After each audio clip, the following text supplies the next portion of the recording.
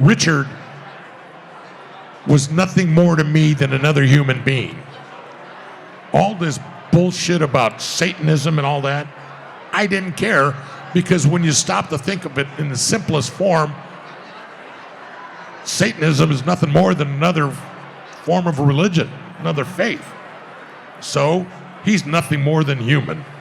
And when I went in that room, I wasn't afraid of him. I wasn't afraid of his Satanism. He's nothing more than another human. I've got a job to do, and my job is to get as much information as I can out of that individual. So I had to have my game face on, and that's what it was. It was a game. So talking about him having his game face on or working, out committing these crimes. I mean, he was murders, sexual assaults, burglaries, kidnappings, and so forth. All the time you spent, whether that case or just the 800 murders or so you were involved with, people that commit multiple murders, serial murders, do you think they are more born as such or made or, just through experiences in life? I mean, there's a lot of debate on it. That's probably the second biggest question I get asked. There is a lot of debate. There is. And Richard looked at me and said, Gil, why do you think I am the way I am? And I told Rich, if I could tell you that, I'd be a doctor making a lot more money than I am as a cop. That's not my job. I don't give a shit why you are the way you are, and nobody can answer that question. It's up for debate. I don't know if he was born like that, if his daddy, was he victim of child abuse? Yeah, his daddy used to beat the shit out of him, and then the guy would go, to get away from his dad, he'd go sleep in the cemetery. I said, Rich, that scared the bejesus out of me. Right. Are you going to hang around with the dead? He said, no, it was the only calm place I could find.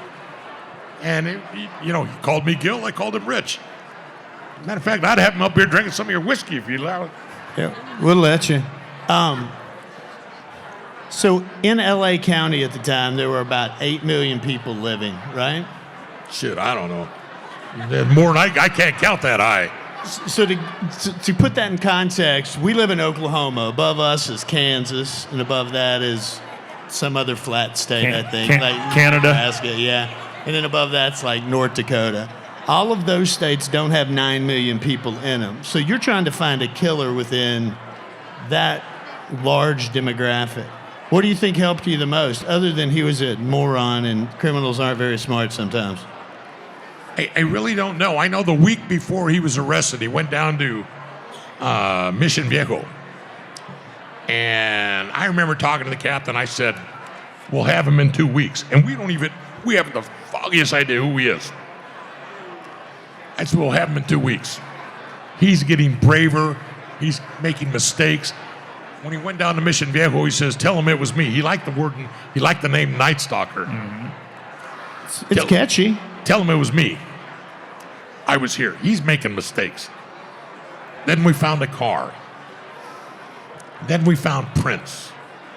And so Mission Viejo, we said, we'll have him in 2 weeks.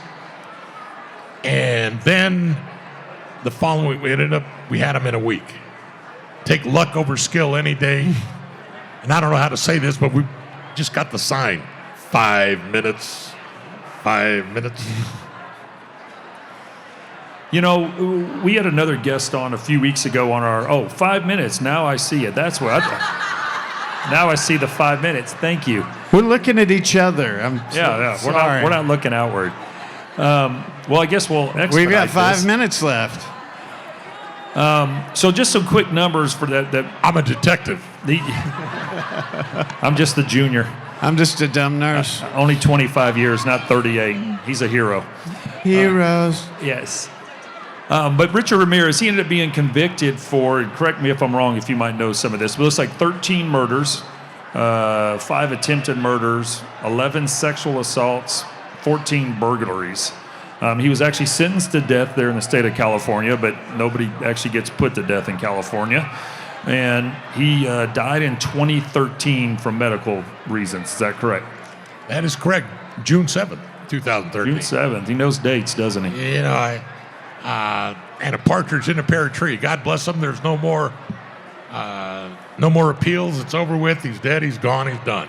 All right. Just one question here before we do wrap that up. So your badge number was 187. Me being a kid from California, I grew up listening to rap music, blah, blah, blah. But, 187 is the California Penal Code for murder. Yes, it is. Was that coincidence you ended up with badge 187? I got the hand pick it. It was set aside for someone else. That guy got promoted to captain. I said, I'll take it as a lieutenant. That's my badge. No, well, so in Tulsa, Oklahoma, 10-15, it means taking somebody to jail. So when we switched from Smith & Wesson guns to Glocks and all that, and we got to pick numbers. I was a supervisor of our gang unit, so as a supervisor, I was asked what number I wanted to pick. So I picked 10-15, taking bad guys to jail, so to speak. So, well, guys, this was a blast having all of you here. It was a first for us, so hopefully we can do something like this again. I can't thank you all enough. I thank you for having me. Yeah. I thank CrimeCon and you, the CrimeCon attendees. God bless you all. Oh, wait. Stay safe. I was hoping to get Gil drunk so we could find some other truce out, but we didn't make it that Right. far. Listen, we've got. I've just been told from Sam over here, our guy, that we've got about 10 minutes tops that we can do some Q&A. So if you guys have some questions out there you want to throw our way. Sam has the mic. Jennifer LaFleur, have any questions? Jennifer? Katie, what's the most surprising thing he told you during the interviews? I don't know that there was anything. He did surprise me. For a millisecond, I'll tell you real quick. He actually scared me for a second. I was playing his No More Bourbon. Okay. Lightweight. I was trying to raise and lower his anxiety level to see what kind of questions I'm going to talk. So I want him to talk to me. So as I'm raising his anxiety level, I'm talking about his sister. And there's no doubt in my mind that his dad had molested his sister. So as I'm talking to him, he's going almost to the point of hyperventilation, and he had his fist closed tight, and his fist started coming up off the table. And I'm looking at him, and just for a millisecond, I'm sitting there saying, okay, if this son of a bitch starts floating around this room, I'm out of here.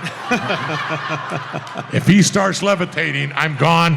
I've been shot at, I've been stabbed, but I'm not going to fight somebody that's floating around the room.